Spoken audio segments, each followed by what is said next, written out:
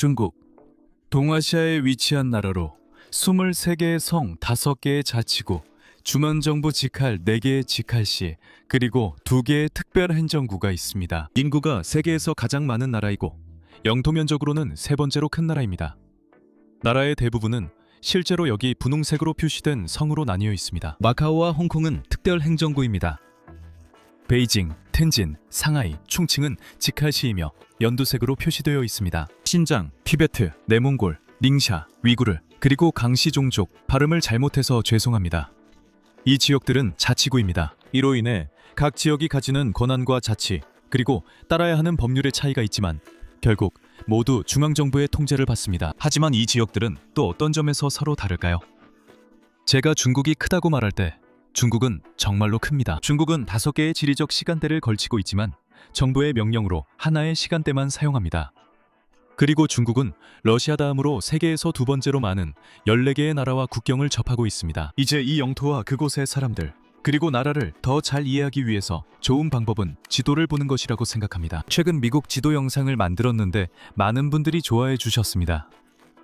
그래서 데이터 지도나 일반 지도로 다른 나라들도 알아보면 재미있을 것 같다고 생각했습니다. 이번 영상에서는 중화인민공화국을 다룹니다. 썸네일에 나온 것부터 시작하겠습니다. 먼저 종교입니다. 썸네일에 있는 지도는 조금 단순화된 것이지만 중요한 점을 보여줍니다. 중국에는 다양한 종교가 존재하고 이들은 지역에 따라 크게 다릅니다. 중국 민간 신앙은 전체 인구의 약 73%를 차지합니다. 불교가 그 다음으로 15%, 도교가 7%, 개신교가 2%, 이슬람교가 0.5%, 가톨릭이 0.3%를 차지합니다. 비율은 낮지만 이 종교들은 일부 지역에서 많이 분포하고 어떤 곳에서는 다수를 이루기도 합니다. 이 지도에서 볼 수 있듯이 각 종교가 가장 큰 비중을 차지하는 다양한 지역들이 나와 있습니다. 전반적으로 민간 종교가 가장 많이 신봉되고 있지만 북서부에는 혹은 적어도 과거에는 이슬람교가 크게 퍼져 있었습니다. 티베트에는 불교가 크게 퍼져 있고 그 외에도 나라 곳곳의 일부 작은 지역에서는 가톨릭, 개신교, 도교, 심지어 정교회까지도 상당수 신봉되고 있습니다. 몽골 국경 근처에서는 몽골 민간 종교들도 신봉되고 있습니다. 이 일련의 지도들은 우리가 종교별로 각 지방에서 얼마나 많은 사람들이 각 종교를 신봉하는지 볼 수 있게 해줍니다. 불교는 주로 티베트와 이 해안 지역에서 신봉됩니다. 중국 조상 신앙은 주로 동부와 남부에서 나타납니다. 기독교는 동부와 북동부에 어느 정도 존재하지만 특히 이 두 중앙 지방에서는 신자 비율이 5%에 달합니다. 민간 신앙은 주로 만주와 동해안 북부 지역에 분포해 있습니다. 이슬람교는 북서부에 집중되어 있으며 중국 전체 인구의 0.5%에 불과하지만 이 북서부 지방에서는 최대 60%에 이를 수 있습니다. 이는 지방에 따라 국가 내에 존재하는 문화적 차이를 보여줍니다. 도교는 대부분의 지역에서 영향력이 매우 낮지만 인구가 많은 지역에서는 중간 정도로, 남부에서는 높아집니다. 결론적으로 이렇게 많은 종교가 신봉되고 그 분포가 지역에 따라 다르다는 사실은 중국이 적어도 그 기원에 있어 매우 문화적으로 다양한 나라임을 이해하게 해줍니다. 중국의 종교는 매우 복잡하고 흥미로운 역사를 가지고 있어서 여러분이 관심이 있다면 유럽의 종교 선교부터 현재 바티칸과의 관계, 그리고 태평천국의 난까지 이 주제로만 영상을 하나 만들 수 있습니다. 다음은 인구입니다. 처음에 말씀드렸듯이 중국은 인구가 매우 많지만 인구 통제 정책으로 인해 앞으로 인구 위기에 직면하게 되었습니다. 일부 뉴스 보도에 따르면 앞으로 45년 안에 인구가 절반으로 줄어들 수 있다고 합니다. 하지만 지금도 인구가 많고 분포도 흥미롭습니다. 이 지도는 아주 유명해 한 번쯤 보셨을 겁니다. 이것이 허이허, 텅충선인데 중국의 영토를 인구 밀도가 극명하게 다른 두 부분으로 대략 비슷하게 나누는 가상의 선입니다. 동쪽 해안 지역에는 중국 인구의 94%가 살고 있고 서쪽에는 비슷한 크기의 영토에 단 6%만이 살고 있습니다. 그 이유는 꽤 단순합니다. 해안 도시는 경제 발전이 더 이루어져 있고 그로 인해 일자리도 더 많아서 삶의 질이 더 높아집니다. 그리고 서쪽의 환경과 생태계는 살기에 덜 적합합니다. 산과 사막이 동쪽 평야와 해안과는 대조적입니다. 이제 지리적 관점으로 넘어가겠습니다. 위성 사진에서 우리는 동쪽과 서쪽의 차이를 알 수 있습니다. 서쪽 대부분은 사막과 산악지대여서 거주와 경제 발전에 적합하지 않지만 동쪽과 해안은 더 푸른 평야로 이루어져 있어 이러한 조건을 충족시켜줍니다. 동쪽에는 모든 주요 강이 흐르고 있어 식수로 사용할 수 있는 신선한 물에 접근할 수 있기 때문에 정착과 성장이 용이하며 더 효과적인 농업이 가능합니다. 이 자료는 1960년대의 것으로 매우 오래된 것이지만 대부분의 농업이 동쪽에 집중되어 있었음을 보여줍니다. 그리고 이것은 오늘날에도 여전히 사실일 수 있습니다. 이 다른 지도에서는 현재 중국의 전통적인 지리적, 문화적 구분을 볼 수 있습니다. 그리고 이 지도에서 우리는 인구가 더 밀집된 지역, 즉 중국 본부로 알려진 곳을 확인할 수 있습니다. 티베트 고원과 내륙 변경 지역이 인구가 가장 적고 그 다음이 만주와 위구르 지역입니다. 이러한 문화적 구분은 종교나 지리적 분리뿐만 아니라 언어를 통해서도 뚜렷하게 나타납니다. 이 지도도 1983년 것이지만 전체적인 경향은 여전히 유지된다고 생각합니다. 결국 1983년에 살았던 많은 사람들이 지금도 살아있을 것이고 한두 세대 만에 크게 변했을 것 같지는 않습니다. 만약 제가 틀렸다면 댓글로 알려주세요. 이것은 민족 언어 지도입니다. 중국 본부는 대부분 한족으로 이루어져 있습니다. 신장 위구르 자치구에는 위구르족이 살고 있고 티베트 고원에는 티베트 버마계 민족이 있습니다. 북쪽과 서쪽에는 몽골계와 티르크계 민족이 있습니다. 또한 전국의 일부 소지역에는 야오족, 타지크족, 조선족 또는 몽크메르계와 같은 소수민족들도 있습니다. 이것은 1911년 중화민국이 건국될 때 주요 원칙 중 하나였던 오족 공화 개념을 떠올리게 합니다.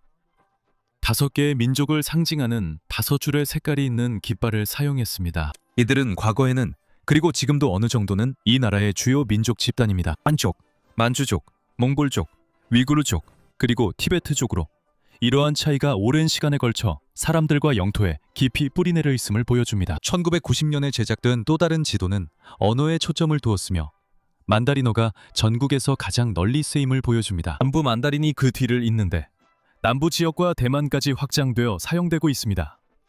하지만 만다린 안에도 몇 가지 변형이 있다는 점을 기억해야 합니다. 티베트에는 티베트어가, 북부 국경 지역에는 몽골어가 사용되고 있으며 캄타이, 카지크, 한국어와 같은 소수 언어들도 존재합니다. 앞서 저는 주요 강들이 동쪽에 위치해 있다는 사실이 현지 농업에 이점을 준다고 말씀드렸습니다. 음식에 대해 말하자면 여기는 중국의 다양한 음식 종류를 보여주는 지도가 있습니다.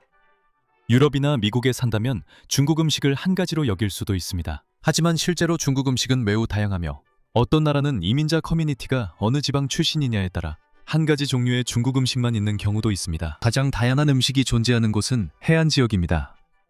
하지만 무슬림, 몽골, 북부 티베트 등 완전히 다른 요리들도 있습니다. 중국 영토 안에 다양한 문화가 공존한다는 또 다른 증거입니다. 해안과 동부 지역에 경제활동이 집중되어 있다는 사실은 이 지도에서도 분명하게 드러납니다.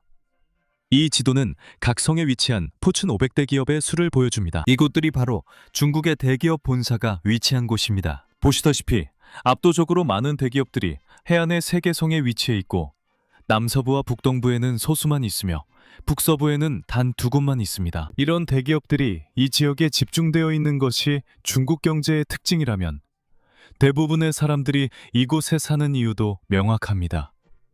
일자리가 있기 때문이죠. 경제와 돈에 대해 말하자면 여기 중국 각 지역의 GDP가 전 세계 여러 나라들과 어떻게 비교되는지 보여드리겠습니다. 이것을 보면 중국 경제가 얼마나 강력한지 그리고 각 성들이 서로 어떻게 비교되는지 정말 잘 알 수 있습니다. 이들의 총 GDP는 26개국을 합친 것보다도 많습니다.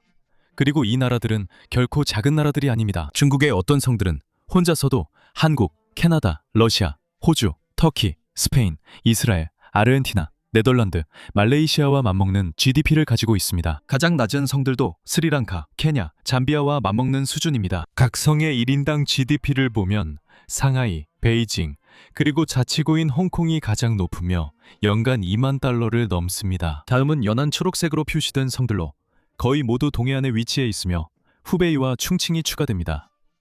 그리고 이 자료에 따르면 가장 가난한 성은 내륙에 위치한 간수입니다. 하지만 이는 전체 GDP를 인구수로 나눈 단순한 계산일 뿐입니다. 이것이 각 개인의 실제 소득을 의미하지도 않고 삶의 질로 직접 연결되지도 않습니다. 하지만 삶의 질로 직접 연결되는 것이 있는데 바로 대기질입니다. 이 지도에서 중국의 대기질을 볼 수 있습니다. 일부 지역의 강도 높은 산업화와 그로 인한 대기 오염의 부정적인 영향 때문에 이는 중국 주민들에게 큰 위협이 되는 문제입니다. 그리고 중국의 대기질이 대체로 좋지 않다는 것이 분명해집니다. 특히 동부 지역의 연무 현상이 가장 집중되어 있습니다. 그리고 이 실시간 인터랙티브 지도에서 숫자가 낮을수록 대기질이 더 좋은데 예를 들어 중국과 일본을 비교해보면 중국에는 주황색과 빨간색이 많은 반면 일본은 대부분 초록색이나 노란색임을 알 수 있습니다. 20세기 이후로 이 지도는 1967년의 것인데 주요 산업 지역들 역시 동부에 집중되어 왔습니다. 따라서 이 지역들이 대기질이 가장 나쁜 것도 당연합니다. 마지막으로 공기 이야기가 나온 김에 중국을 다양한 기후대별로 나눈 지도가 있습니다. 왜냐하면 각 성마다 사람들과 문화뿐만 아니라 그들의 물리적, 기상적 특성도 다르기 때문입니다. 어떤 지역은 사막이고 어떤 지역은 산악지대이며 또 다른 지역은 평야이기 때문에 이런 점이 그 지역의 기후 유형에도 반영됩니다. 동부는 주로 겨울이 건조한 아열대성 기후이고 북동부는 따뜻한 여름의 대륙성 기후입니다. 티베트는 툰드라 기후이고 북서부는 한랭 사막 기후입니다. 이렇게 몇 가지 흥미로운 지도를 통해 우리는 중국에 대해 배우고 중국이 하나의 국가로서 어떻게 존재하고 기능하는지, 영토가 어떻게 구성되어 있는지, 사람들이 어떻게 분포되어 있고 분류되는지, 그리고 그들이 어떻게 살아가는지 더 잘 이해할 수 있습니다. 그리고 가장 중요한 것은 이 영토들이 면적, 거주하는 사람들, 사용하는 언어, 신앙하는 종교, 먹는 음식 등에 따라 서로 어떻게 다른지입니다.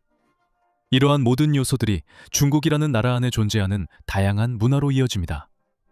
이 영상을 시청해 주셔서 정말 감사합니다. 원하신다면 구독해 주시고 의견을 댓글로 남겨주세요. 이 데이터가 놀랍다고 느끼셨나요? 여러분이 알고 있는 것과 비교했을 때 정확하다고 생각하시나요? 그리고 중국인들 내부와 각 성 안에는 또 어떤 흥미로운 구분과 차이점이 있을까요? 더 많은 상식으로 다음 시간에 다시 찾아뵙겠습니다.